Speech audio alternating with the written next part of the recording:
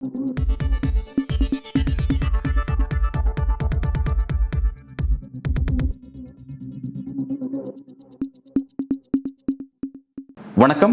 இது news focus Tamil. இன்றைக்கு நம்முடன் உரையாட இருப்பவர் கல்வியாளர் மற்றும் பொதுப்பள்ளிக்கான மாநில மேடையினுடைய பொதுச் செயலாளர் திரு பிரின்ஸ் கஜேந்திர பாபு அவர்கள். சார் வணக்கம். வணக்கங்க சார். உங்கள்கிட்ட ஒரு முக்கியமான ஒரு சப்ஜெக்டை பற்றி பேசணும்னு நினைக்கிறேன். இந்த விஷயம் அப்படிங்கிறது எக்ஸ் வலைத்தளம். எக்ஸ் தளம் முன்னாடி ட்விட்டர், தற்போது எக்ஸ் அப்படிங்கிறத பார்த்துருக்கோம். அந்த தளம் இன்றைக்கி அதுதான் எல்லா மீடியாஸுக்கும் கண்டென்ட் கொடுக்கக்கூடிய ஒரு உயர்ந்தபட்ச இடத்துல இன்றைக்கி இருக்குது அப்படிங்கிறத பார்க்குறோம். அந்த எக்ஸ் தளமானது தன்னை ஊடகமாக கருதிக்கிறாங்க. பட் ஊடகத்தான பொறுப்போட ஊடகத்தான சுதந்திரத்தை சரியாக பின்பற்றுறது அப்படிங்கிற இடத்துல இருந்து கரெக்டாக அதை ரன் பண்ணுறாங்களா? உண்மையில் அது எப்படி இருக்குன்னு நீங்கள் பார்க்குறீங்க? ஒரு மிக முக்கியமான கேள்வி. ஊடகத்தில் எழுப்பப்பட வேண்டிய, விவாதிக்கப்பட வேண்டிய ஒரு முக்கியமான கேள்வி.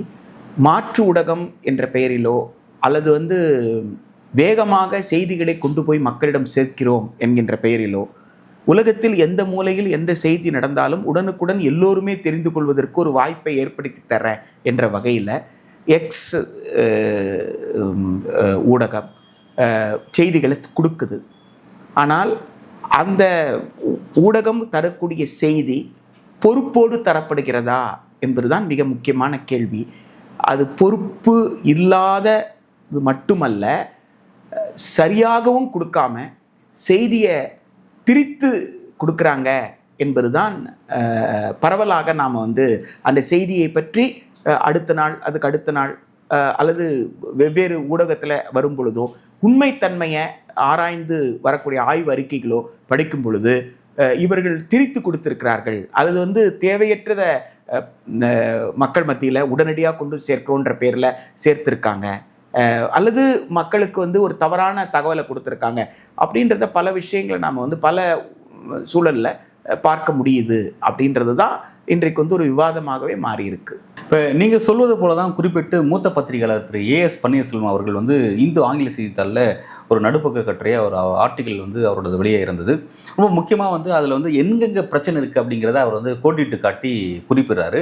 அவர் குறிப்பிடுறதுல ரொம்ப ஆச்சரியமான ஒரு விஷயம் என்னென்னா, இங்கிலாந்தினுடைய ஒரு மூத்த மேகசின், மூத்த ஊடகம் அப்படின்னு சொல்லலாம், அந்த கார்டியன் பத்திரிகை சொல்லலாம். அந்த கார்டியன் பத்திரிகை சமீப நாட்களில் எக்ஸ் தளத்தை விட்டு வெளியேறிட்டாங்க. அதுக்கு காரணம் முக்கியமான சில குற்றச்சாட்டை முன் வச்சுட்டு அதுலேருந்து வெளியேறிட்டேன்னு சொல்கிறாங்க. அந்த விஷயத்தை நீங்கள் எப்படி பார்க்குறீங்க?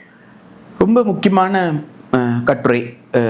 திரு ஏஎஸ் பன்னீர்செல்வம் அவர்கள் மதிக்கப்படுற, ரொம்ப ஆர்வமாக ஊடகத்தினுடைய அனைத்து பரிணாமங்களை பற்றியும் அவர் ரீடர்ஸ் எடிட்டராக இருக்கும் பொழுது ஒரு ஹிந்துலேயே வாசகருடைய ஆசிரியர் என்ற வகையில் இந்து பத்திரிகையிலேயே வரக்கூடிய சில தவறுகள் இருந்தால் அதையும் சுட்டி காட்டி இந்த செய்தியை இப்படி போட்டிருக்கலான்ற அளவிலெல்லாம் ரொம்ப நேர்மையாக அவர் பல கட்டுரைகளை எழுதியிருக்கிறாரு. அப்படியாக ஒரு ஊடகத்தை பற்றிய ஒரு சிறந்த ஆய்வு கட்டுரையாகத்தான் நான் அந்த கட்டுரையை பார்க்குறேன். அவர் இந்த கார்டியன் பத்திரிகையை மேற்கோள் காட்டி அவர் என்ன சொல்கிறாரு, கார்டியன் பத்திரிகைக்கு முன்னாடியே கூட அமெரிக்காவில் 2 ஊடகங்கள் எக்ஸ் ஊடகத்தை விட்டு வெளியில் வந்திருக்கிறாங்க. கார்டியன் வெளியில் வந்தது நீங்கள் சொன்னதை போல் ஒரு பாரம்பரியமான ஒரு பத்திரிகை கார்டியன். அதற்குன்னு ஒரு லெகசி உண்டு, ஒரு பாரம்பரியம் உண்டு. அந்த பத்திரிகை வெளியே வர்றதுக்கு முக்கிய காரணம் என்னென்னா, எக்ஸ் ஊடகம் என்பது வெறுப்பு அரசியலை காண செய்திகளை பரப்புவதற்கு ஒரு வாய்ப்பை அதிகமாக கொடுக்குது. அப்படி ஒரு சூழல் அது உருவாக்குது. அது மட்டுமல்லாமல் தேர்தலில், கட்சி தேர்தலில், அமெரிக்காவில் நடந்த குடியரசுத் தலைவருக்கான தேர்தலில் ஒரு குறிப்பிட்ட வேட்பாளரை ஆதரிக்கக்கூடிய அளவுக்கு அவர்கள் மாறினாங்க. பொதுவாக ஊடகம் அப்படின்னு சொல்கிறது அதை செய்யாது. ஊடகம் என்பது ஒரு நடுநிலையோக நின்று சுதந்திரமாக செய்தியை செய்தியாக கொடுக்கும். இங்கே ஒரு சந்தேகம். வளர்ந்த நாடு போன்ற அமெரிக்காவில் வெளிப்படையாக ஊடகம் தங்களோட சார்பு நிலை எடுக்கிறதுங்கிறது நீண்ட காலமாக இருக்கக்கூடிய விஷயம் தான். இந்தியா போன்ற நாடுகள்லாம் சார்பு தன்மை எடுக்காமல் நடுநிலைன்னு சொல்லிட்டு மறைமுகமாக சார்பு தன்மை எடுப்பாங்க. பட் அமெரிக்கா போன்ற நாடு வெளிப்படையாக எடுப்பாங்க. கமலா ஹாரிஸ்க்கு நான் இந்த பத்திரிகை ஆதரவு தெரிவிக்கும், ட்ரம்ப்புக்கு இந்த பத்திரிகை ஆதரவு தெரிவிக்கும்னு சொல்லிட்டு வெளிப்படையாக எடுப்பாங்களே. அங்கே ஏன் இந்த பிரச்சனை சிக்கலுக்குள்ளாகும்? செய்தியை செய்தியாக கொடுக்கறதும் ஒருவரை ஆதரிப்பதற்கான காரணங்களை சொல்லி நீங்கள் பத்திரிகையில் எழுதுறதும் என்பதும் ஒரு பொறுப்புணர்வோடு செய்யக்கூடியது. அதை நீங்கள் செய்யலாமா, அது கூட நீங்கள் ஏன் செய்யணுன்ற கேள்வி கூட எழுப்பலாம். ஆனால் அதில் ஒரு பொறுப்பு இருக்குது. ஆனால் அத்தகைய பொறுப்புகள் எதையுமே இல்லாமல் நான் வந்து ஒரு செய்தியை எக்ஸலத்தில் நான் வந்து சில சொற்களில் ஒரு செய்தியை போட்டுட்டு போயிட்டே இருக்கிறேன். அந்த செய்தி ஈர்க்கப்படுது, அப்போது அது எல்லோருக்கிட்டேயும் போகுது. அப்போ அந்த செய்தியில் உண்மைத்தன்மை இருக்கா அப்படின்றதுக்கு யார் பொறுப்பெடுக்கிறது? அந்த செய்தி தவறான செய்தியாக இருந்தால் பல லட்சக்கணக்கான மக்கள் மத்தியில் போயிருச்சே, இப்போது அந்த தவறுக்கு யார் பொறுப்பெடுக்கிறதுன்னு கேட்டிங்கன்னா அந்த பொறுப்பு இல்லை. ஸோ அந்த வகையில் பல குற்றச்சாட்டுக்குள்ளாக இருக்கிற ஒரு வேட்பாளராக திரு ட்ரம்ப் அவர்கள் இருக்கிறாங்க. அவர் மீது நீதிமன்றத்தில் வழக்கெல்லாம் நடந்துக்கிட்டு இருக்கு. அப்போ அமெரிக்க மக்கள் என்ன நினைக்கிறாங்க அப்படின்னு சொல்லி கேட்டால், அமெரிக்காவினுடைய ஜனநாயகத்தை காப்பாற்றுவது அப்படின்ற மிகப்பெரிய முழக்கத்தை முன்வைக்கிறாங்க. அமெரிக்காவில் பல இன மக்கள் வந்து இன்றைக்கு வாழ்ந்து கொண்டிருக்கிறாங்க. ஆப்பிரிக்கா வம்சாவளியினர் இருக்காங்க, ஆசிய வம்சாவளியினர் இருக்காங்க, ஐரோப்பா வம்சாவளியினர் இருக்காங்க, இன்னும் பலதரப்பட்டவர்கள் அமெரிக்காவோட பூர்வ குடிமக்களும் இருக்கிறாங்க. அப்போது எல்லோருக்குமான நாடாக அமெரிக்கா இருக்கணும் அப்படின்றதையும், உலக சமாதானத்திற்கு அமெரிக்கா வந்து தன் பங்களிப்பு செய்யணும் அப்படின்றதையும் பெரும்பகுதி அமெரிக்க மக்கள் விரும்புகிறாங்க. ஆனால் அதற்கு சற்று எதிர்மறையாக சில விஷயங்களை வந்து குடியரசுத் தலைவர் வேட்பாளராக இருக்கக்கூடிய திரு ட்ரம்ப் அவர்கள் சில நிலைப்பாடுகளை வந்து எடுக்கிறாரு. ரிபப்ளிகன் பார்ட்டி கேண்டிடேட்டாகவும் அவர் இருக்கிறாரு, ப்ளஸ் பிரசிடென்ஷியல் எலெக்ஷன்லேயும் அவர் கேண்டிடேட்டாக அவர் வந்து இருக்கிறாரு. அப்போ அவருடைய நிலைப்பாடு எப்படி இருக்குன்னு கேட்டிங்கன்னா, நீங்கள் வந்து ஒரு வலதுசாரி தன்மை கொண்டதாக இருக்கிறது, ஒரு அதிதீவிர வலதுசாரி தன்மை கொண்டதாக இருக்கிறது, அது வந்து அமெரிக்காவோட ஒற்றுமையை பாதிக்கும், அமெரிக்காவோட ஜனநாயகத்தை பாதிக்கும் என்பது அமெரிக்க மக்கள் வெளிப்படுத்தி இருக்கக்கூடிய கவலை. ஆனால் அந்த கவலையை பற்றியெல்லாம் கவலைப்படாமல் நீங்கள் வந்து ஒரு கேண்டிடேட்டை நீங்கள் வந்து ப்ரொமோட் பண்ணுறது, அவரை ஜெயிக்க வைக்கிறதுக்காக ப்ரொமோட் பண்ணும்போது, அப்போ உங்களுக்கு ஒரு செல்ஃப் இன்ட்ரெஸ்ட் ரொம்ப அதிகமாக இருந்ததால், அதீதமாக இருந்ததாக நம்ம வந்து பார்க்கணும். சாதாரணமாக ஊடகங்கள் 2 பிரிண்ட் மீடியா எடுக்கிற ஸ்டாண்டுக்கும், அமெரிக்காவில் இதுக்கு முன்னாடி அந்த மாதிரி இந்த மீடியா ஒரு ஸ்டாண்ட், அந்த மீடியா ஒரு ஸ்டாண்ட் இருந்தால் அங்கே இருந்த ஒரு அக்கௌண்டபிலிட்டி கூட, ஒரு குறைந்தபட்ச ஒரு பொறுப்புணர்வு கூட இல்லாமல் ஒரு கண்மூடித்தனமான ஒரு ஆதரவு நிலையை அவருக்கு ஏற்படுத்தி கொடுத்ததாகத்தான் புரிந்து கொள்ள முடிகிறது. அது தவறு என்பது தான். நீங்கள் வந்து வேகமாக மக்களிடம் செய்தியை கொண்டு சேர்க்கிறேன் என்று சொல்பவர்கள், வேகமாக எந்த செய்தியை கொண்டு போய் சேர்த்தீர்கள் என்பது தான் இங்கே வரக்கூடிய விவாதம். வேகமாக நல்ல செய்தி போனதா, வேகமாக தீய செய்தி போனதா, உங்கள் செய்தியினுடைய தாக்கம் எத்தகையதாக இருந்தது அப்படின்றது தான் அதில் முக்கியமாக பார்க்க வேண்டியது. அமெரிக்க அதிபர் தேர்தலில் ட்ரம்ப் பற்றி நீங்கள் குறிப்பிட்டீங்க, ஒரு தீவிரமான ஒரு வலதுசாரி தன்மை கொண்டவராக இருக்கார், ஜனநாயகத்தை அச்சுறுத்தலாக இருக்கான்னு குறிப்பிட்டீங்க. பட் அவரை தான் அந்த மக்கள் தேர்ந்தெடுத்திருக்காங்க அப்படிங்கிற ஒரு விஷயம் வரும்போது, மக்கள் விருப்பத்தின் அடிப்படையில் தானே அவருக்கு வாக்களிச்சிருக்காங்க. கமலா ஹாரிஸ் வேண்டாம் அப்படின்ட்டு அவரை தேர்ந்தெடுத்திருக்காங்கிறது ஒன்று. ரெண்டாவது, அப்படிப்பட்ட ஒரு நபருக்கு ஒரு எக்ஸ் வலைதளம் அதோட ஓனர் வந்து ஆதரவாக நிலைப்பாடு எடுத்தது எங்கே தவற முடிச்சு, மக்களோட விருப்பத்தை நான் வெளிப்படுத்தியிருக்கேன் அப்படின்ற அளவில் அவர் அதை காட்டுறாரு. இவர் போய் ஆதரவு தெரிவித்தால் தான் அந்த ஆதரவு நிலையே உருவானதுன்றதையே நாம் பார்க்க மறுக்கிறோன்றது தான். இதனால தான் இவர் போய் அவரோடு நின்று தேர்தல் களத்தில், தேர்தல் பிரச்சார மேடையில் எனக்கு தெரிந்து இது வரைக்கும் எந்த ஊடக தலைவரும், ஊடகத்தை நடத்தக்கூடியவரும் அந்த மாதிரி வெளிப்படையாக இதற்கு முன்னாடி போய் மேடையில் நின்று ஒரு குடியரசுத் தலைவர் வேட்பாளரை ஆதரித்ததாக நான் வந்து எங்கேயும் வந்து பெரிய அளவுக்கு நான் கேள்விப்படலை. இப்போ நீங்கள் சொல்கிறத பார்த்தா அமெரிக்க தேர்தலில் கிங் மேக்கராக எலான் மஸ்க் தான் இருந்திருக்காரா? அவர் தான் டிசைட் பண்ணியிருக்காரு. ஒரு செய்தியை மக்களிடம் கொடுக்குறாருல்ல, ஒரு மிகப்பெரிய ஊடகத்தை சார்ந்தவர், அதன் மூலமாக செல்வாக்கையும் செல்வத்தையும் பெற்றவர். செல்வாக்கும் இருக்குது, செல்வமும் இருக்குது. அது ரெண்டும் அங்கே பயன்படாதா? இது வந்து எதிர்த்து போட்டியாளருக்கு இல்லையே, சம அளவில் தானே போட்டி இருக்கணும். இல்லை, சம அளவு தான். இப்போ இந்தியா போன்ற நாடுகளில் தேர்தலில் எல்லாருக்குமான லெவல் பிளேயிங் ஃபீல்டு சரியாக இல்லைங்கிறது நீண்ட காலமாக நான் குற்றச்சாட்டு பார்க்குறோம். ஆளுங்கட்சிக்கு ஆதரவு இருப்பாங்க. பட் அமெரிக்கா போன்ற இடத்துல வந்து எந்த அதிபர் வேட்பாளருமே வந்து மீடியாவை சந்திக்கணும், மீடியாவோட கொஸ்டின்ஸ் அட்ரஸ் பண்ணணும் அப்படிங்கிற இடத்துல சரிசமமான வந்து களம் இருக்குன்றதை பார்த்துருக்கோம். அப்படி இருக்கும்போது இப்போ ஆளுங்கட்சிக்கு அங்கே ஆதரவான களம் இருந்தால் நிச்சயமாக வந்து ஆளுங்கட்சியுடைய வேட்பாளராக இருக்கக்கூடிய கமலா ஹாரிஸ் ஜெயிச்சிருக்கணும். ஆனால் எதிர்கட்சி தரப்பு ஜெயிக்கிறாங்க அப்படின்னா அப்போ மக்கள் வந்து எல்லாத்தையும் பார்த்து தான் வாக்களிக்கிறாங்க. அது எலான் மஸ்க் போன்ற ரோலையும் தாண்டி மக்கள் வந்து எல்லா பாலிட்டிக்ஸும் செக் பண்ணி தானே வாக்களிக்கிறாங்க அப்படின்னு பார்க்கலாம். மக்களிடம் நீங்கள் கொண்டு சேர்த்த செய்தி என்னன்றது தான் ரொம்ப முக்கியமானது. எதை வந்து மக்களிடம் இன்றைக்கு வந்து உங்களுக்கு கைபேசி என்பது பேசுவதற்காக மட்டும் பயன்படாமல், கைபேசி என்பது மிகப்பெரிய செய்திகளை ஊடகமாக கைபேசி வச்சுருக்கிறவங்க ஒவ்வொருத்தரும் ஒரு புகைப்பட நிபுணராக மாறி போகிறாங்க. கைபேசி கருவி என்பது புகைப்பட கருவியாக பயன்படுது, ஊடக கருவியாக பயன்படுது, பலவற்றுக்கும் பயன்படுது. எனவே ஒரு சின்ன விஷயத்தை உங்களால் மக்களிடம் கொண்டு போய் வேகமாக சேர்க்கக்கூடிய நிலையில் நீங்கள் இருக்கிறீங்க. நீங்கள் சொன்னதை போல வழக்கமாக 2, 3, 4 விவாதம் அந்த மாதிரி நடக்கும். ஆனால் இங்கே ஒரு விவாதத்தோடு முடிஞ்சு போச்சு. 2வது விவாதத்துக்கு அவர் வரலையே. இவங்க கமலா ஹாரிஸ் அறிவிக்கப்பட்ட பிறகு ஒரு விவாதம் தான். அந்த விவாதத்தை டொனால்ட் ட்ரம்ப்பால் எதிர்கொள்ள முடியல. டொனால்ட் ட்ரம்ப்பால் எதிர்கொள்ள முடியலன்னு ஒன்று அடுத்த விவாதம் எங்கே நடந்தது? நடக்கவே இல்லையே உங்களுக்கு. ஆக உண்மையிலே இந்த தேர்தலில் நீங்கள் சொல்வதை போல் சம பங்காளிகளாக 2 பேரும் நின்று விவாதித்து அந்த விவாதத்தில் வரக்கூடிய நல்லது கெட்டது உண்மையிலே அந்த திரு டொனால்ட் ட்ரம்ப்புக்கும் திருமதி கமலா ஹாரிஸ்க்கும் இடையில் நடந்த அந்த உரையாடலில் அன்றைய தேதியில் யாருக்கு அதிகமான செல்வாக்கு இருந்ததுன்னு கேட்டால் கமலா ஹாரிஸ்க்கு தான் இருந்தது.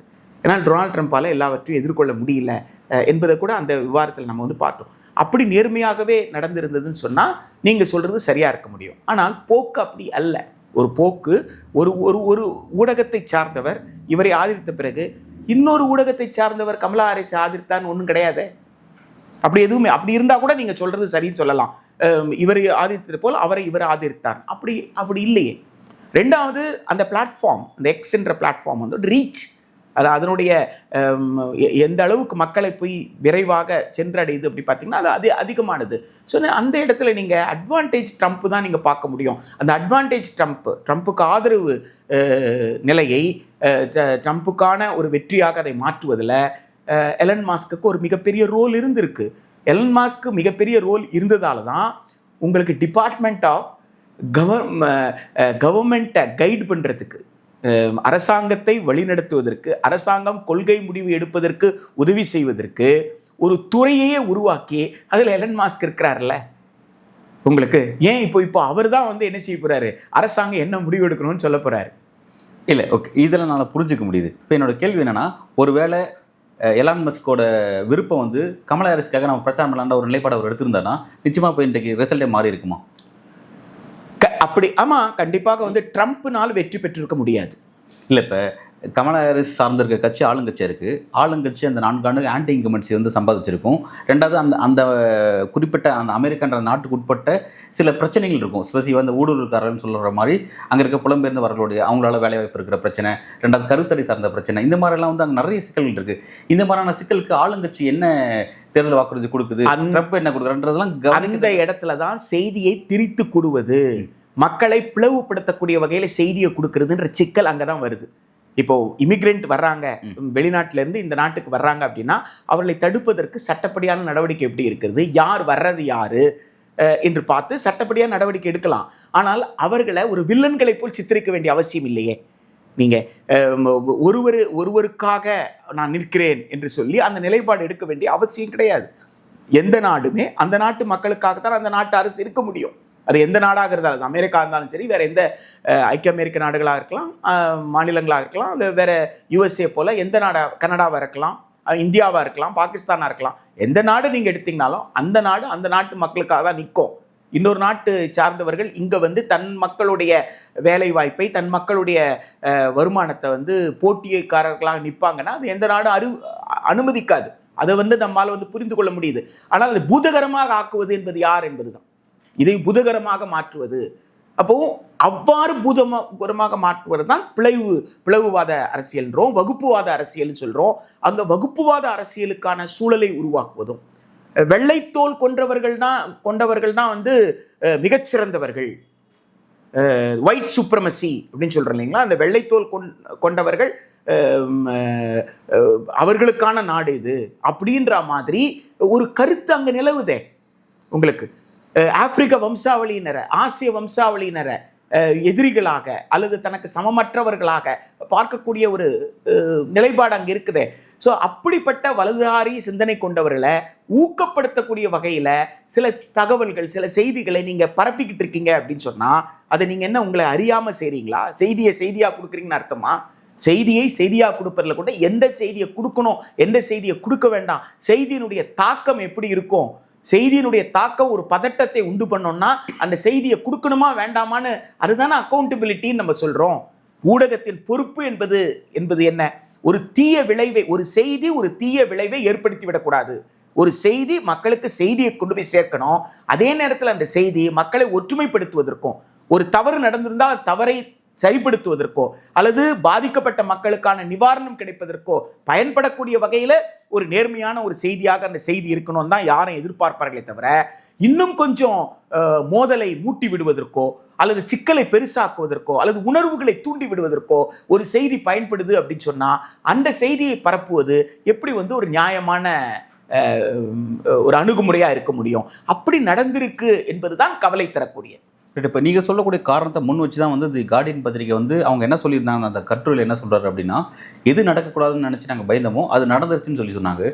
அப்போ அமெரிக்க தேர்தல் முடிவு இப்படி நடத்தக்கூடாதுன்னு நினச்சது நடந்ததுனால எக்ஸ் விட்டு வெளில போயிருக்காங்க. எப்படி அதை ஆமாம், அதாவது எக்ஸ் தளம் ஏற்கனவே இப்படி பிளவுவாதத்திற்கும் வகுப்புவாதத்திற்கும் பயன்படுவதற்கு, ஹேட் ஸ்பீச், வெறுப்பு செய்திகளை அதிகமாக எக்ஸ் தளத்தை பயன்படுத்தி பலர் பயன்படுத்துகிறாங்க. அதை கட்டுப்படுத்த முடியல எக்ஸ் தளம். அப்போ கட்டுப்படுத்த முடியலன்னு என்ன அர்த்தம்? நீங்கள் அனுமதிக்காமல் நீங்கள் தான் எக்ஸ் தளத்தை நடத்துகிறீங்க. உங்கள் தளத்தை பல்வேறு நபர்கள் பயன்படுத்துகிறாங்க. பயன்படுத்தி அவங்கவுங்க வெறுப்பு செய்தியை பரப்பிக்கிட்டு இருக்கிறாங்க. அப்படின்னா உங்களால் கட்டுப்படுத்த முடியலன்னா எப்படி புரிஞ்சுக்கிறது? அப்போ வெறுப்பு செய்தியை உங்களுடைய ஊடகத்தின் மூலமாக பரப்புவதற்கு நீங்க பயன்பட்டிருக்கீங்கன்னு நான் புரிஞ்சுக்க முடியும். எனவே இது ஆபத்தானதுன்ற ஒரு பயம் உணர்ச்சி இருந்தது. இது தேர்தல் களத்தில் ஒரு வேட்பாளரை ஆதரிக்கின்ற நிலையை, வெளிப்படையாக ஆதரிக்கிற நிலை வரும் பொழுது இது மிக பெரும் ஆபத்து. இதற்கு மேல் இதில் சுதந்திரம் அப்படின்னு சொல்ல முடியாது, ஊடக சுதந்திரம் என்று சொல்ல முடியாது, சார்பற்ற நிலை அப்படின்னு சொல்றோம்ல. ஊடக சுதந்திரம் என்பதற்காக சார்பற்ற நிலை. அப்ப சார்பற்ற நிலை என்பதில் வலுவி நீங்க சார்பு நிலையை எடுத்துட்டீங்க. நீங்க சார்பு நிலை எடுத்த பிறகு நான் இப்படி சார்பற்ற ஊடகமாக என்னை நான் நிலைநிறுத்தி கொண்டிருக்கும் பொழுது நான் உங்களுடைய பிளாட்ஃபார்மை நான் பயன்படுத்த விரும்பலை, உங்களுடைய ஊடகத்தை நான் பயன்படுத்த விரும்பலைன்னு அவங்க வெளியேறாங்க. அப்போ அதனால் அவர்களுக்கு நஷ்டம் ஏற்படுமா? ஏற்பட்டாலும் பரவாயில்லன்ற ஒரு முடிவு எடுக்கிறாங்கன்றதான் அங்கே பாராட்டுக்குரிய விஷயமா நம்ம பார்க்குறோம். இப்போது எக்ஸ்தலத்தின் மூலமாக நான் கார்டியன் பத்திரிகை ரீச் இருக்குல்ல, அப்போது நான் எக்ஸ்தலத்தை விட்டு நான் வெளியில் வரேன்னா என் ரீச் குறையும்ல. அப்போ என் ரீச் குறைஞ்சாலும் பரவாயில்லப்பா, நான் இந்த தவறுக்கு நான் உடந்தையாக இருக்க விரும்பலை அப்படின்னு ஒரு முடிவு அவங்க எடுத்திருக்காங்கன்னா அது ஒரு நியாயமான முடிவு, நேர்மையான முடிவு என்பதை தான் திரு பன்னீர்செல்வம் அந்த இடத்துல பதிவு பண்ணுறதா நான் புரிஞ்சுக்கிறேன். ரொம்ப முக்கியமாக அந்த கட்டுரையில் ஒரு விஷயத்தை குறிப்பிட்றாரு. எக்ஸ் வலைத்தளத்தில் ஏதாவது ஒரு தவறான செய்தியை, ஒரு அவதூறான செய்தி ஒன்று எழுதப்பட்டுருச்சு, அதனால் ஒருத்தர் பாதிக்கப்பட்டார்னா அவர் அது சார்ந்த அந்த நிவாரணம் பெறுவதற்காக யூஎஸ்க்கு தான் போகணும், யூஎஸ் நீதிமன்றத்தை நாடணும் அப்படின்ற மாதிரியான ஒரு விஷயம் சிக்கலுக்குள்ளான ஒரு விஷயம் அதில் இருக்குது அப்படிங்கிறத சில பத்திரிகைகள் அதை ஃபீல் பண்ணியிருக்காங்க. அதன் காரணமாக வெளியே போயிருக்குன்னு குறிப்பிட்றாங்க. அந்த பிரச்சனை எப்படி இருக்குன்னு பார்க்குறீங்க? அதாவது ஒரு ஆய்வில் அதை பத்திரிகைகளையும் தாண்டி அந்த கட்டுரையில் அவர் என்ன சொல்ல வர்றாருன்னா, ஊடகம் மட்டும், பத்திரிகை மட்டும் வெளியேறலை, பத்திரிகை துறை சார்ந்தவங்க மட்டும் வெளியேறலை, ஒரு அமைப்பையே சொல்கிறார். ஒரு அமைப்பு வெளியேறுது. அந்த அமைப்பு வெளியேறுவதற்கு ஒரு காரணம் என்னவாக அந்த அமைப்பு சொல்லுது அப்படின்னு சொல்லி கேட்டால், center for countering digital hate. ஆமாங்க. அந்த அமைப்பு வெளியேறுவதற்கு ஒரு காரணத்தை சொல்லுது. அது என்ன காரணத்தை சொல்லுதுன்னு கேட்டால், இவர்களுடைய கண்டிஷன், இவங்களுடைய டேர்ம்ஸ் அண்ட் கண்டிஷன், இவங்களுடைய நிபந்தனைகள் அப்படின்னு சொல்லும் பொழுது, ஏதாவது வழக்கு உருவானால் அந்த வழக்கு அமெரிக்க யுஎஸ்ஏல இருக்கக்கூடிய கோர்ட்டில் தான் நீங்கள் போட முடியும் அந்த வழக்கை அப்படின்னு சொல்லுது. அப்படி என்றால் யாருக்கு சாத்தியப்படும் என்ற கேள்வியை அவங்க எழுப்புறாங்க. இப்போ நீதிமன்றங்களை நாடுகின்ற போது வலுவானவர்கள், வசதியானவர்கள், வாய்ப்பு பெற்றவர்கள் எந்த நீதிமன்றத்தை நாடுவது என்று அவர்களால் தீர்மானிக்க முடியும். ஆனால் வாய்ப்பில்லாதவர்களால் அவ்வாறு தீர்மானிக்க முடியுமா? அப்போ தீர்மானிக்க முடியாது.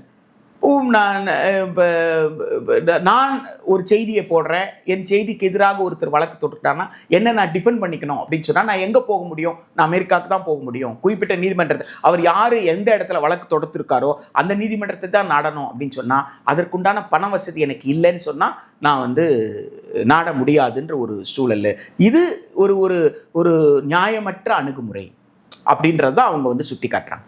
இவங்க எக்ஸ் வலைதளம் கொடுத்துருக்கக்கூடிய இந்த நிபந்தனை என்பது ஒரு நியாயமற்ற நிபந்தனை, எல்லோருக்குமான நிபந்தனை அல்ல.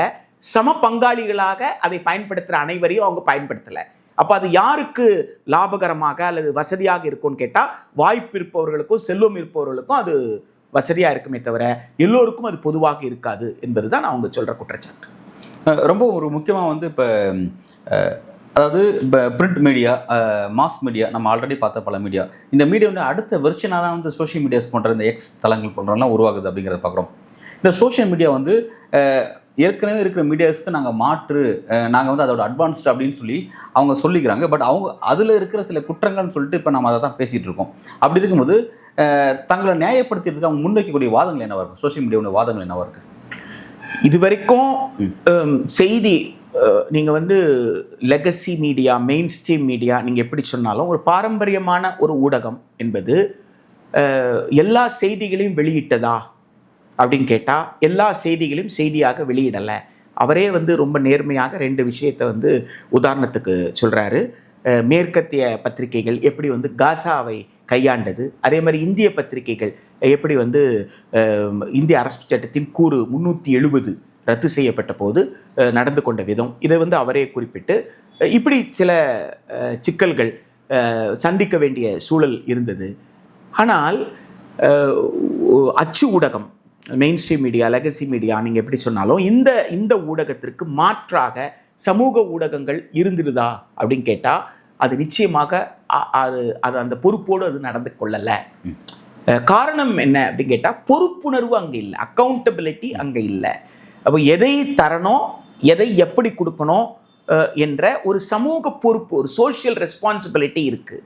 சட்டத்தின் மூலமாக வரக்கூடிய கட்டுப்பாடுகள் அல்ல, சுய கட்டுப்பாடுன்னு ஒன்று இருக்குது ஒரு ஊடகத்திற்கு. ஊடக சுதந்திரம் என்பதே ஊடகம் தனக்குள் விரித்து கொள்ளக்கூடிய கட்டுப்பாட்டை உள்ளடக்கியது தான் ஊடக சுதந்திரம்.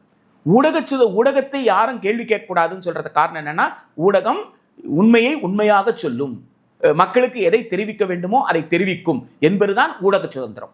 அப்படி உண்மையை உண்மையாக சொல்லக்கூடிய ஊடகம் எந்த வகையிலும் மக்களுடைய உணர்வுகளுக்கு அதிகமாக முக்கியத்துவம், அதாவது உணர்வுகளை தட்டி எழுப்பக்கூடிய அல்லது உணர்வுகளின் அடிப்படையில் பிரச்சனைகளை உருவாக்கக்கூடிய செய்திகளை கொடுக்காமல், செய்திகளை மக்கள் எவ்வாறு புரிந்து கொள்வது, எது நியாயமான செய்தி என்பதையெல்லாம் பரிசீலித்து ஒரு செய்தியை கொடுக்கிற தன்மை, அந்த தன்மை உங்களுக்கு சமூக ஊடகத்தில் இல்லை. அது வேகமாக செய்தியை கொண்டு போய் சேர்க்கிறது என்பது ஒன்றுதான் நம்மால் வந்து சொல்ல முடியுதே தவிர, ஆனால் அந்த செய்தி நேர்மையாக இருக்கா, அந்த செய்தி நியாயமாக இருக்கா, வேகமாக கொடுக்கணுன்ற போட்டியிலே கூட சில நேரங்களில் தவறான செய்திகள் வந்துருது. ஒரு செய்தியை நீங்கள் கேள்விப்படுறீங்க, கேள்விப்பட்ட உடனே விவாதிக்கணும்ல, அந்த செய்தியினுடைய தன்மை என்ன, அந்த செய்தி அந்த சம்பவம் நடப்பதற்கு எது காரணமாக அமைந்தது என்பதையெல்லாம் ஆய்வு செய்வாங்க. அப்படியான ஆய்வு எதுவும் நடக்காம ஒரு தகவல் கிடைச்சதா, தகவல் கிடைச்ச உடனே அந்த தகவலை நீங்கள் தட்டிடுறீங்க. அந்த தகவல் உடனே என்ன ஆகுது, எல்லோரும் போய் சேர்ந்துருது. இந்த தகவல் எல்லோரும் போய் சேருது, இந்த தகவல் மீது எல்லோரும் ஆர்வமாக இருக்காங்கன்னு சொன்ன உடனே ஊடகங்கள் உங்களுக்கு வந்து அது அச்சு ஊடகங்களாக இருக்கலாம், தொன்மையான பாரம்பரியமிக்க ஊடகங்களாக, இவர்களும் காட்சி ஊடகங்களாக இருக்கலாம், இவங்களும் இந்த செய்தி எடுத்து போட வேண்டிய நிர்பந்தத்துக்கு வந்துடுறாங்க. அதாவது வந்து எக்ஸ் வலைத்தளங்கள் போன்ற சோஷியல் மீடியாஸ் தான் வந்து இங்கே இருக்கக்கூடிய அச்சு ஊடகங்கள், காட்சி ஊடகங்கள் அஜெண்டா ஃபிக்ஸ் பண்ணுறாங்க.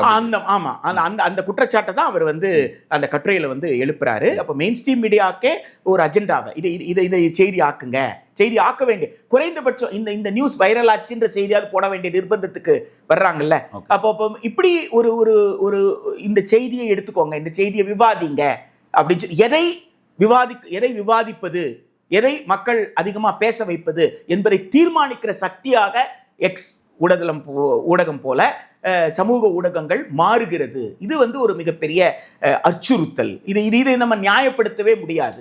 இது வந்து சமூகத்திற்கு எந்த வகையில் நல்லது செய்யாதுன்றது தான் ஒரு சாதாரணமான ஒரு விஷயங்க. நீங்கள் அச்சு ஊடகத்தை எடுத்துக்கிட்டா, ஒரு நிருபர் வந்து ஒரு செய்தியை கொடுக்குறார். நிருபர் செய்தி கொடுத்த உடனே அந்த நிருபர் கொடுத்த செய்தியை தலைமை நிருபர் வந்து பார்க்குறார், தலைமை நிருபரோட பார்வைக்கு போகுது.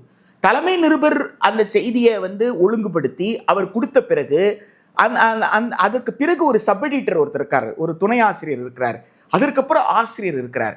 ஒரு 4 மட்டத்தில் இந்த செய்தியினுடைய உண்மைத்தன்மையை, இந்த செய்தியினுடைய நியாயத்தை, இது என்ன சம்பவம் நடந்தது, இந்த சம்பவத்துக்கு யார் யாரெல்லாம் காரணம், எப்படி இந்த சம்பவம் நிகழ்ந்திருக்கலாம் என்பதை பற்றிய ஒரு ஆய்வு செய்வதற்கு ஒரு 4 அடுக்கு வச்சிருக்கிறாங்க. இதுதான் பொறுப்புணர்வுன்னு சொல்றோம். ஒரு ஃபோட்டோகிராஃபர், ஃபோட்டோ ஜேர்னலிஸ்ட், ஒரு புகைப்பட நிருபர் ஒரு ஃபோட்டோ எடுத்து அனுப்பிட்டா கூட, ஒரு புகைப்படத்தை எடுத்து அனுப்பினா கூட, அதற்கு அந்த ஃபோட்டோ ஜேர்னலிஸ்ட் அனுப்பின புகைப்படத்தை ஆய்வு செய்வதற்குன்ட்டு ஒரு அச்சு ஊடகத்தில் வசதிகள் வைத்திருக்கிறார்கள். அதற்குண்டான ஒரு பொறுப்பு நிர்ணயிக்கப்படுது, தீர்மானிக்கப்படுது. இதற்கப்புறம் தான் பிரிண்ட்டுக்கே போகுது. இந்த செக் அண்ட் பேலன்ஸ், இவ்வளவு செக் அண்ட் பேலன்ஸ் இருக்கே, இவ்வளவு செக் அண்ட் பேலன்ஸையும் கடந்து தவறான செய்திகள் வருவது நம்ம பார்க்குறோம், அல்லது மக்களுக்கு பயன்படாத அல்லது வகுப்புவாத செய்திகள் வர்றதை பார்க்குறோம். இதெல்லாம் வருது, யாரும் மறுக்க முடியாது. ஆனால் ஒரு அளவுக்கு அச்சு ஊடகத்தில் அதை கண்ட்ரோல் பண்ண முடியுது. ஆனால் இந்த கண்ட்ரோல் எதுவுமே இல்லாமல் உங்களுக்கு நேரடியாக ஒரு புகைப்படம் வந்தால் அந்த புகைப்படத்தை உடனே நீங்கள் அடிச்சிடுறீங்க. எல்லோருக்கும் அந்த புகைப்படம் போயிடுது. அந்த புகைப்படம் போயிருக்கணுமா, அந்த புகைப்படம் நியாயமாக எடுக்கப்பட்டதா, அந்த புகைப்படம் எந்த கோணத்திலிருந்து எடுக்கப்பட்டது, இந்த கோணத்தில் எடுத்ததால் அந்த புகைப்படத்தில் இந்த சிக்கல் தெரியுது, ஆனால் உண்மையில் அந்த சிக்கல் அல்ல அப்படின்னு கூட நீங்கள் பின்னாடி நிரூபிக்கலாம். ஸோ அப்படி ஒரு வாய்ப்பே இல்லாமல் ஒரு தவறான செய்தி மக்களை போய் சென்று அடையிறது இல்லை. இப்போ இந்த சிக்கல்கள் தான் உங்களுக்கு எக்ஸ் பிளாட்ஃபார்ம் போன்ற ஊடகத்தில் இருக்குன்றது தான் அந்த கட்டுரை விவாதிக்கிறது. Right sir. இப்போ இங்கே எனக்கு ஒரு கேள்வி வருது. இப்போ என்ன அப்படின்னா, இப்போ நீங்கள் சொல்கிற மாதிரி சேட்டலைட் சேனல்ஸு, அச்சு ஊடகங்கள், இல்லை காட்சி ஊடகங்கள் எல்லாத்துமே சரி, அவங்களுக்கு செக் அண்ட் பேலன்ஸ் வச்சுருப்பாங்க. ஒரு செய்தியை ஆய்வு செஞ்சு அதன் பிறகு தான் நம்பகத்தன்மைன்றது உறுதியானதுக்கு பிறகு தான் அதை வெளியிடுவான்ற ஒரு பேட்டர்ன் வச்சுருக்காங்க. இந்த பேட்டர்ன் மக்கள்கிட்ட எல்லார்ட்டையும் மக்கள் பயன்படுத்தி இருந்த பேட்டர்ன் மக்களுக்கு விருப்பமான பேட்டர்ன் தான் இருந்துச்சு. அப்போ இப்படி ஒரு பேட்டர்ன் இருக்கும்போது இதுக்கு காம்பரேட் பண்ணுற மாதிரி சோஷியல் மீடியா எப்படி இங்கே ஆதிக்கம் செலுத்துது, அதை ஓரம் கட்டிட்டு இது எப்படி ஆதிக்கம் செலுத்துது, இது எங்கே இந்த மாற்றம் எப்படி நிகழ்ச்சி, அதாவது ஒரு புதிய டெக்னாலஜி இப்படி ஒரு விஷயம் வருதுன்னா மக்கள் ஏதோ ஒரு வகையில் அதுக்கு விருப்பமாக இருக்கிறதுனால தான் அது அவங்க மீது ஆதிக்கம் செலுத்துச்சு, இது ஓரம் கட்டுறாங்க மக்கள். இப்போ இது எங்கே நடந்துச்சுன்னு பார்க்கலாம் அந்த விஷயத்தை. 2 விஷயம். ஒன்று, தொழில்நுட்பத்தினுடைய வளர்ச்சி. ஓகே, தொழில்நுட்பத்தினுடைய வளர்ச்சியினால இன்னைக்கு எல்லா மக்களும் உடனுக்குடன் செய்தியை தெரிந்து கொள்ளணும் அப்படின்னு சொல்றதையும், வேகமாக தெரிந்து கொள்வது, அதுவும் ரொம்ப சுருக்கமாக தெரிந்து கொள்வது, 2 வரிக்குள்ள ஒரு செய்தி அடங்கிடணும். அல்லது ஒரு பேச்சு அப்படின்னு சொன்னா கூட, ஒரு உரைன்னு சொன்னா கூட அது 10 நொடி 20 நொடிக்குள்ள. உதாரணத்துக்கு இப்போ யூடியூப்ல ஷார்ட்ஸ், ஆமாங்க, 30 செகண்ட் ரீல்ஸ் சொல்றாங்க இல்லைங்களா, இன்ஸ்டாகிராம்ல ரீல்ஸ்ன்றாங்க, ஷார்ட்ஸ்ன்னு சொல்றாங்க. அதே போல விரைவான செய்தி, அது காட்சியாக இருந்தாலும் சரி, குரலாக இருந்தாலும் சரி, எழுத்தாக இருந்தாலும் சரி, இதன் மீது நாட்டம், படித்து உணர்ந்து புரிந்து கொள்வது என்பதற்கு நேரம் செலவு செய்ய முடியாது அப்படின்னு போற போக்கில் ஒரு செய்தியை பார்த்துட்டு அந்த செய்தியை புரிஞ்சுக்கிறது அப்படின்ற ஒரு மனநிலைக்கு மக்கள். இது நுகர்வு கலாச்சாரத்தினுடைய ஒரு பகுதி. ஓகே, ஒரு கன்சியூமரிசம். அப்போ நீங்க ஒரு ரீடரா அங்க இல்லை, நீங்க அந்த இடத்துல செய்தியை கன்சியூம் பண்ணிட்டு இருக்கிறீங்க. அப்ப அந்த செய்தி உங்களுக்கு கமாடிட்டியா வந்துகிட்டு இருக்கு, அங்கதான் வியாபாரம் நடக்கு. இப்போ ஒரு அச்சு ஊடகமாக மட்டுமே இருந்த காலகட்டத்தில் அப்படியான கன்சியூமரிசம் இல்லை, ரீடரா இருந்தார் அவர். ஒரு மனிதர், ஒரு ஹியூமன் பீயிங். அப்போ ஒரு ஹியூமன் பீயிங் தன்னோட பகுத்தறிவை பயன்படுத்தினார். பகுத்தறிவை பயன்படுத்தி அவர் லெட்டர்ஸ் டு எடிட்டர் எழுதுவார். இந்த செய்தியை நான் படித்தேன், இந்த செய்தியில் எனக்கு உடன்பாடு இல்லை, இந்த செய்தியை நீங்கள் இப்படி கொடுத்துருக்க வேண்டியதில்லைன்னு ஆசிரியர் கடிதம் வரும். அடுத்த நாள் அந்த கடிதத்தில் சில கடிதங்கள் மட்டும் அடுத்த நாள் பிரசுரிக்கப்படுறதை நம்ம பார்க்குறோம். அப்படிலாம் இங்கே எதுவுமே கிடையாது. அப்படியே நம்புறது, அப்படியே ஃபார்வர்ட் பண்ணுறது. ஒரு செய்தி வந்தால் அந்த செய்தி சரியா தவறா என்பதை பற்றியெல்லாம் புரிந்து கொள்ளாமல் அதில் ஒரு குறிப்பாக இன்னொரு லைன் வேலை இவங்க சேர்த்துப்பாங்க. எவ்வளோ சீக்கிரமாக முடியுமோ அவ்வளோ சீக்கிரமாக இவருக்கு தண்டனை கிடைக்கும் வரை இதை பரப்பிக்கொண்டே இருங்கள்ட்டு. இந்த செய்தியை பார்த்தவொன்னே என்ன செய்வாங்க, அது உண்மை போல இருக்குது அப்படின்னு நினச்சி அதை அப்படியே பரப்பிக்கிட்டு இருப்பாங்க. இப்போ உண்மையிலே அவன் குற்றம் செஞ்சானா, அது தண்டனைக்குரியதா, என்ன தண்டனை, யார் தீர்மானிக்கிறது, அவன் குற்றவாளின்னு யார் தீர்மானித்தது, குற்றவாளியை தீர்மானிக்கிறதா நீதிமன்றம் இருக்கு, அதற்கு தானே விசாரணை இருக்கு. அது எதுவுமே இல்லாமல் ஒரு காட்சியை பார்த்த உடனே நீங்க உங்க குற்றவாளியும் தீர்மானிக்கிறீங்களா, எப்படி அதுக்கு குற்றவாளியும் தீர்மானிக்க முடியுது? அப்ப இதெல்லாம் எங்க நடக்குது? சமூக ஊடகத்துல விரைவு செய்தி என்ற பெயர்ல தானே. இப்ப விரைவு செய்தி வேண்டும் என்று மக்களுடைய எதிர்பார்ப்பை சந்தை நலனுக்காக தொழில்நுட்பத்தை பயன்படுத்தி சிலர் லாபம் ஈட்டுகிறார்கள் என்பதுதான் நம்ம சமூக ஊடகத்தை பார்க்குறோமே தவிர, சமூக ஊடகங்கள் சமூக பொறுப்போடு பெரும்பகுதி நடந்து கொள்ளலை. விதிவிலக்காகத்தான் சிலரை நீங்க சொல்ல முடியும். சோஷியல் பிளாட்ஃபார்மை ஹேண்டில் பண்ணுறவங்கள விதிவிலக்காக இவர்கள் எல்லாம் சமூக பொறுப்போடு நடந்து கொள்கிறார்கள் அப்படின்னு சொல்ல முடியுமே தவிர, பெரும்பகுதி அப்படி இல்லாமல் அதை ஒரு செய்தியை ஒரு பண்டமாக பார்ப்பதும், செய்தியை கேட்பவர், படிப்பவர், பார்ப்பவர், இவங்கெல்லாம் யாருன்னு கேட்டால் நுகர்வோர் என்பது, இதை நுகருகிறார்கள். எனவே இதை நுகரும் பொழுது இந்த பொருளை கொடு அப்படின்னு சொல்வதை போல செய்தியும் ஒரு பொருளாக தந்து அதில் லாபம் ஈட்டக்கூடிய ஒரு சந்தை வருகிறது. ஊடகத்தில் சந்தை கூடாது. ஊடகம் என்பது ஒரு சுதந்திரமாக இருந்தால்தான் ஜனநாயகம் வலுவாக இருக்கும். ஜனநாயகம் வலுவாக இருக்கிற வரைக்கும் தான் நீங்கள் சுதந்திரத்தை அனுமதிக்க முடியும். இல்லைன்னா தவறான சிந்தனைக்கு ஆட்பட்டு ஒரு தவறான முடிவை எடுத்து அதனால் ஒட்டுமொத்த சமூகத்தையும் தான் அது வந்து பாதிக்கும். Right sir. இப்போ நீங்கள் சொல்கிற மாதிரி வந்து ஒரு செய்தி வந்து ஒரு நுகர்வுத்தன்மை அங்கே மாறிடுச்சு. படித்து உணர்கிற அந்த தன்மை, அதை பகுத்து பார்க்குற தன்மை வந்து இன்றைக்கி அது இல்லை அப்படின்னு சொல்லிட்டீங்க. அப்போ நீங்கள் சொல்லும்போது பார்த்தீங்கன்னா இப்போ வந்து ஒரு 80s 70s பிறந்தவங்க அப்படிங்கிறவங்க வந்து அந்த மாதிரியான தன்மையில் இருந்தாங்க. 90s பிறகு 20s பிறகு வந்து அந்த 2K கிட்ஸ்ன்ற மாதிரிலாம் வந்துட்டாங்க. இன்றைக்கி இருக்க யங் ஜென்ரேஷன் வந்து பார்த்தீங்கன்னா நீங்கள் சொல்ல மாதிரி ஷார்ட்ஸு ரொம்ப சிம்பிளாக சீக்கிரமாக அந்த விஷயத்தை உணரக்கூடியதுக்கு வந்து நின்றுருக்காங்க. இதுக்கு காரணம் ஒரு நுகர்வு கலாச்சாரம்னு சொல்கிறாங்க. இப்போ இந்த பிரச்சனையை சரி செய்யணும் அப்படின்னா எங்கேருந்து அந்த விஷயங்களை சரி செய்யணும் அப்படின்ற ஒரு முக்கியமான ஒரு விஷயம் சமூக பொறுப்பாக எங்கே அந்த விஷயத்தை சரி பண்ணணும்? அடிப்படையில் மனிதர்களை மனிதர்களாக பார்க்கிற தன்மை வேண்டும். அரசாங்கத்துக்காகட்டும், சமூகத்துக்காகட்டும், ஊடகத்துக்கு எல்லாருக்குமே மனிதனை மனிதனாக பார்க்கணுமே தவிர மனிதனை நுகர்வோராக பார்க்கக்கூடாது. செய்தியை பண்டமாக பார்க்கக்கூடாது. செய்தி என்பது ஒரு பொருள் அல்ல, அது ஒரு பண்டம் அல்ல, அது விற்பனைக்கான விஷயமே கிடையாது. செய்தி என்பது சமூகத்தில் நடந்த ஒரு நிகழ்வு. இன்றைக்கு நடந்த செய்தி தான் நாளைய வரலாறு. எனவே வரலாறு நீங்கள் பதிவு பண்ணுறீங்க, செய்தியை பதிவு பண்ணலை. நாளை இது வரலாறாக மாறப்போகிறது, வரலாறாக வாசிக்கப்படும் என்று சொன்னால் அப்போ இன்றைக்கு எவ்வளோ பொறுப்புணர்வோடு அந்த செய்தியை வந்து கொடுக்கணும். எனவே என்னை பொறுத்தவரை இன்று பள்ளிகளிலும் சரி கல்லூரிகளும் சரி ஊடகத்தை எவ்வாறு புரிந்து கொள்வது என்பதை பற்றிய ஒரு விவாதம் வேண்டும். நான் திரும்பவும் வந்து பாடம்னு சொல்லி கொஸ்டின் அண்ட் ஆன்சருக்குள்ள நான் போகலை. அதுக்கு ஒரு லெசன் வைங்க, அதுக்கு ஒரு டீச்சர் போடுங்க, அதற்கான ஒரு கேள்வித்தாளில் 2 கேள்வியை கேளுங்க, அதுக்கு நீங்கள் மதிப்பிடுங்க அப்படின்னு அந்த விஷயத்துக்குள்ள போகல. கற்றல் செயல்பாடு என்பதை விவாதத்தின் மூலமாகத்தான், டயலாக் உரையாடல் மூலமாக தான் கற்றல் செயல்பாடு நடக்கும். பள்ளிகள்லையும் கல்லூரிகள்லையும் பல்கலைக்கழகங்கள்லையும் ஊடகம் குறித்த ஒரு விவாதம் தேவை. செய்தியை எவ்வாறு அணுக வேண்டும், செய்தி ஏன் வந்து ஒரு நுகர்வு பொருளாக பார்க்கக்கூடாது, நாம் நுகர்வோராக மாறக்கூடாதுன்னா செய்தி எப்படிப்பட்ட செய்தியை நாம் ஏற்றுக்கொள்ளணும், எப்படிப்பட்ட செய்தியை நாம் நிராகரிக்கணும் என்பதை பற்றியும் விரைவாக ஒரு செய்தி என்பதே கிடையாது. செய்தி விரைவாக வரணுமே தவிர விரைவு செய்தினே ஒன்று கிடையாது. எல்லா செய்தியும் விரைவான செய்தி தான். ஒரு விபத்து நடந்தால் உடனடியாக அந்த விபத்தை பற்றிய செய்தி எல்லோருக்கும் போனால் அந்த விபத்தில் பாதிக்கப்பட்டவருக்கான நிவாரணம், பரபரப்பை ஏற்படுத்துவதற்கல்ல. அங்கதான் நீங்க அளவுகோலை பார்க்கணும். ஒரு விபத்திற்கான நிவாரணமா விபத்தை பரபரப்பை ஆக்குறீங்களா அப்படின்றது தான் ஊடக பொறுப்புன்னு இருக்கு. அப்போ ஊடக பொறுப்பு என்ன செய்யும்? விபத்துல சிக்கனவர்களுக்கு நிவாரணத்தை கொண்டு சேர்ப்பதற்கு தான் செய்தி விரைவாக போய் சேரணுமே தவிர பரபரப்பை ஏற்படுத்துவதற்கல்ல. பரபரப்பை ஏற்படுத்துவதனால் குழப்பம்தான் ஏற்படுமே தவிர எல்லாராலும் தீர்க்க முடியாத. அப்போ இந்த செய்தியை விரைவாக கொண்டு போய் சேர்த்து மட்டும் என்ன பலன் என்ற ஒரு பிரச்சனை வருது இல்லைங்களா? ஒருத்தர் போட்டு கொடுமையாக தாக்குறாருங்க, அடிக்கிறாருங்க. அப்போ அடி வாங்கினவர் இருக்கார் இல்லைங்களா, அவர் தான் பாதிக்கப்பட்டவர். இப்போ நிவாரணம் யாருக்கு வேண்டும்? பாதிக்கப்பட்டவருக்கு வேண்டும். ஆனால் நீங்கள் என்ன பண்ணுறீங்க? அதை ஒரு பொருளாக பார்க்குறீங்க. அந்த செய்தியை ஒரு பொருளை, ஒரு கன்சியூமிங் குட்டாக பார்க்குறீங்க. நுகர்வுக்கான ஒரு விஷயமா நீங்கள் பார்க்குறீங்க. இதை எடுத்து போட்ட உடனே இது லட்சக்கணக்கான பேர் பார்க்குறாங்கன்னும் போது அடுத்த நாள் செய்தித்தாளில் இந்த விஷயம் வந்திருக்குமான்னு பார்ப்பாங்கல்ல. அதனால் செய்தித்தாளை இது போட வேண்டிய அவசியம் வந்திருக்கு. இப்போது கொடூரமாக ஒருத்தன் தாக்குறான் அப்படின்னு சொன்னால் அந்த கொடூரத்தை போடும் பொழுது உளவியல் ரீதியாக எத்தனை பேர் அதை பாதிக்கும்ன்றதை பற்றி யாரும் கவலைப்படலையே.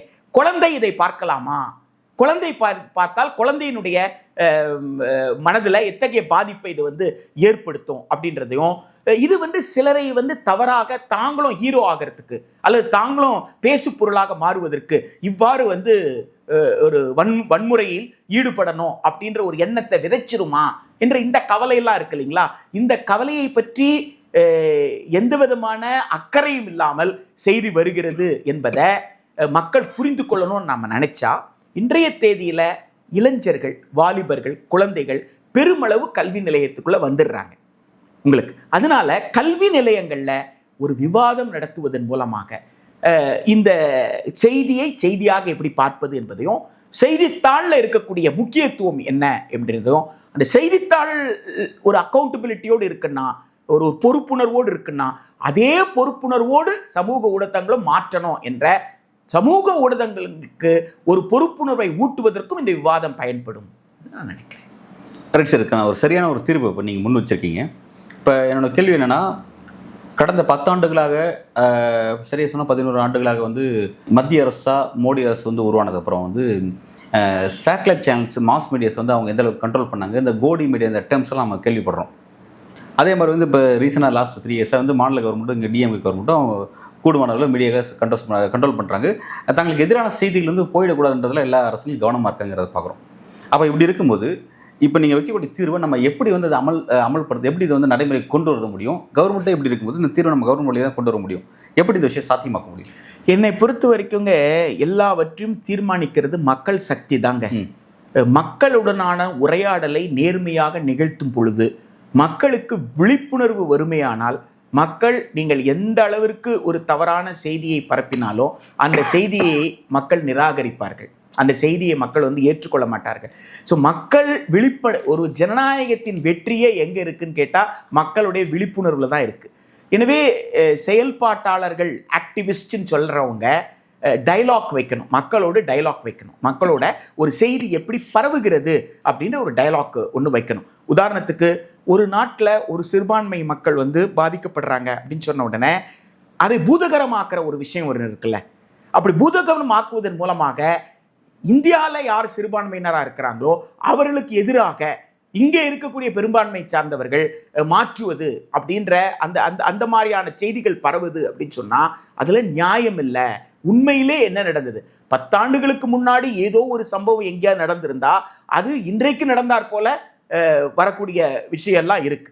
அப்போ உண்மையே கிடையாது. அப்போ அது ஃபேக்ட் செக் யார் பண்றது? இப்போ ஃபேக்ட் செக் பண்ணி முடிக்கிறதுக்குள்ள, இதோட உண்மைத்தன்மையை கண்டு அறிவதற்குள்ள அது பல லட்சக்கணக்கான மக்கள் கிட்ட போய் அது வந்து சேர்ந்து விடுது.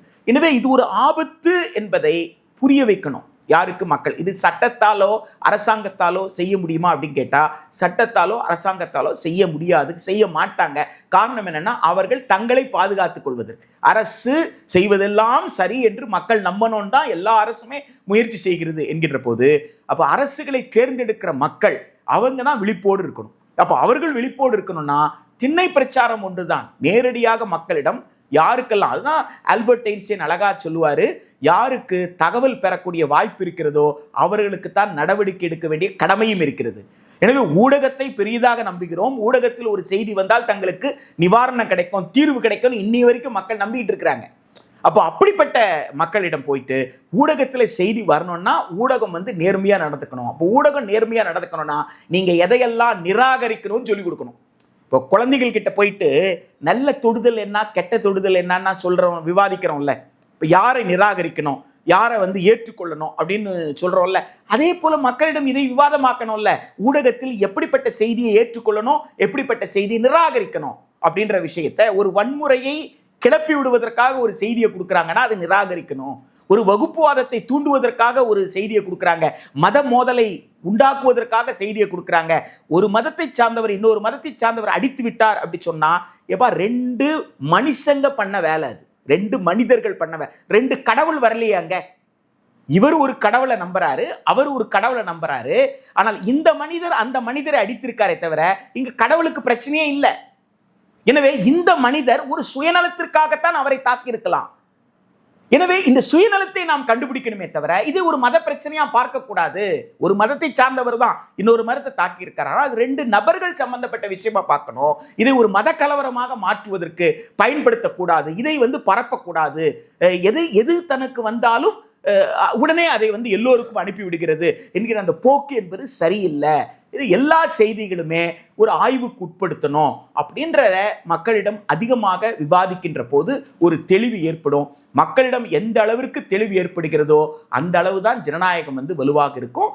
அப்படி வலுவாக ஜனநாயகம் இருக்கும் பொழுதுதான் அந்த நாட்டில் அரசியல் என்பது மக்களுக்கான அரசியலாக இருக்கும்.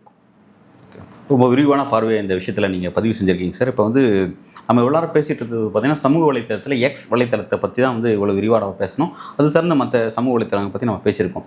இப்போ நான் வந்து எக்ஸ் வலைத்தளத்தும் வந்து இன்றைக்கி உலக லெவலில் தன்னோட ஆதிக்கத்தை செலுத்துவதற்கு முன்பு வந்து அந்த இடத்துல இருந்த ஒரு தளம் அப்படிங்கிறது ஃபேஸ்புக் அப்படிங்கிற பக்கம், மெட்டாவுடைய ஃபேஸ்புக்கு.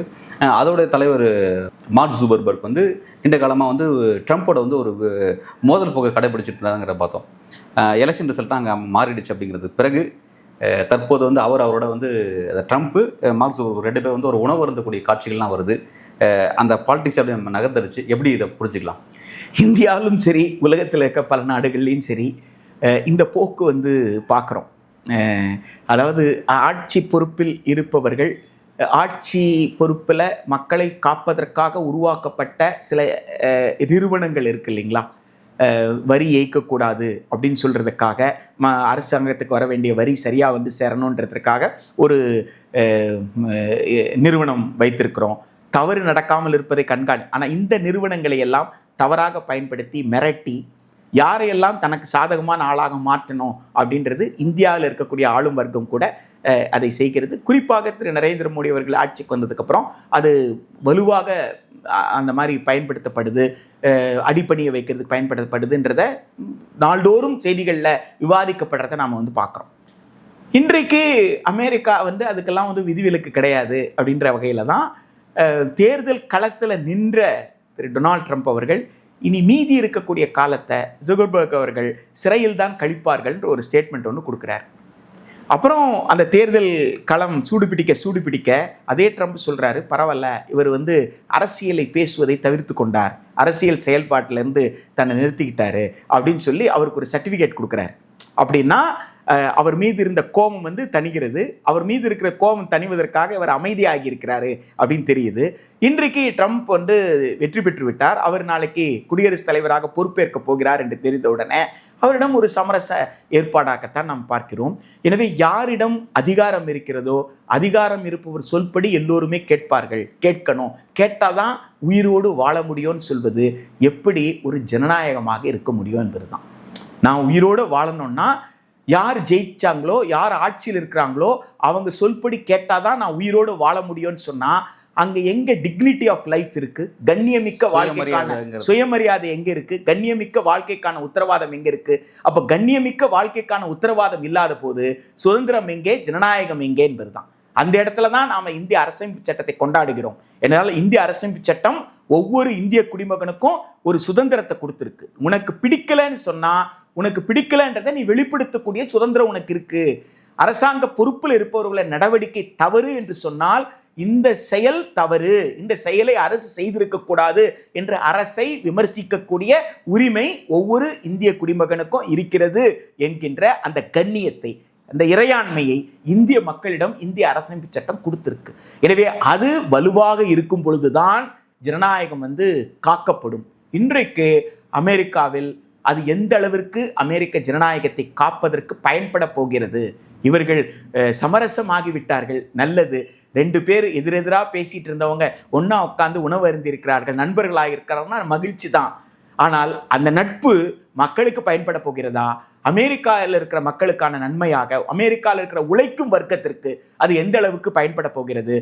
அமெரிக்காவில் இருக்கிற மக்கள் கல்வி கட்டணம் இல்லாமல் வேண்டும், மருத்துவ வசதி கட்டணமெல்லாம் வேண்டும், தங்களுடைய வாழ்விடம், இப்படி பல கோரிக்கைகள் அமெரிக்காவில் இருக்கிற மக்களுக்கு கோரிக்கைகள் இருக்க, அந்த கோரிக்கைகளையும் பெண்கள் ஆண்களுக்கு சமமாக நடத்துவதும், பெண்கள் ஒரு குழந்தையை சுமக்கணுமா வேண்டாமா என்ற முடிவு எடுக்கிற அதிகாரம் பெண்களுக்கு வேண்டும் என்று அமெரிக்காவில் இருக்கிற பெண்கள் கேட்கிறார்களே, அந்த பெண்களுக்கான உரிமை, அந்த பெண்களுக்கான குரல்ல இருக்கிற நியாயம், இதை வந்து இவர்கள் புரிந்து கொள்ள போகிறார்களா? இந்த அரசு எல்லோருக்குமான அரசாக அமெரிக்காவில் ஆட்சி செய்யணும்னு இப்போ எல்லாரும் விரும்புகிறாங்க. நீங்களே சொன்னதை போல பெரும்பகுதி மக்கள் தேர்ந்தெடுத்து விட்டார். 50% மேலே இருந்தால் அது 1% இருந்தாலும் பெரும்பான்மை தான். எனவே 50% மேலே 1%, 2% மக்கள் கூடுதலாக வாக்களித்து தேர்ந்தெடுத்து விட்டார்கள். இப்பொழுது 100% மக்களை என்ன எதிர்பார்க்குறாங்கன்னா, உங்களுக்கு வாக்களித்தவர்கள் எல்லோருக்குமான அரசாக நீங்கள் இருங்க, சார்பு நிலை எடுக்காதீங்க, உலகத்தில் சமாதானத்தை ஏற்படுத்துவதற்கு முயற்சி செய்யுங்க, அந்த வகையில் உங்களுடைய கொள்கைகள் அமைந்திருட்டோம், ஏற்கனவே இருந்த பகை உணர்வை மறந்து போங்க என்று அமெரிக்காவில் இருக்கிற ஒவ்வொரு குடிமக்களும் அந்த நாட்டினுடைய அரசு பொறுப்பேற்கிறவங்களை கேட்குறாங்க.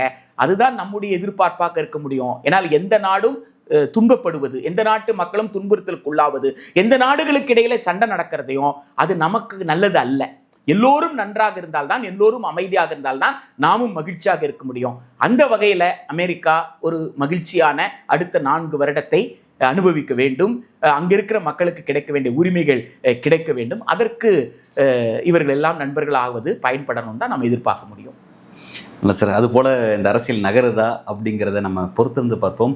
ஒரு ஊடகம், சமூக வலைத்தளத்துக்கான பொறுப்பு என்ன, எப்படி செயல்படணும் அப்படிங்கிறத பற்றி, அதன் பின்னணியில் நடந்த அரசியல், அதோட தீர்வு என்ன, அதை எப்படி தீர்வை நடைமுறையில் சாத்தியமாக்கணும் அப்படிங்கிறத பற்றிலாம் விரிவாக உங்களுடைய கருத்துக்களை இந்த நேர்காணல் வழங்கியிருக்கீங்க. உங்களோட நேரத்துக்கும் வருகைக்கும் மிக்க நன்றி.